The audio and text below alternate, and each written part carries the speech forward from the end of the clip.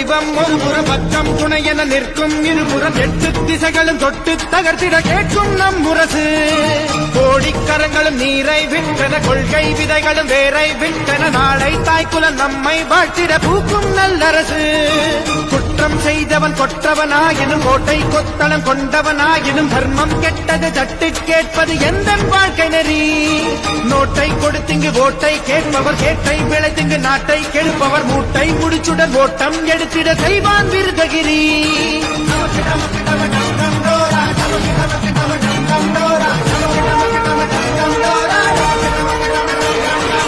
காலம் மாறும் காட்சிகள்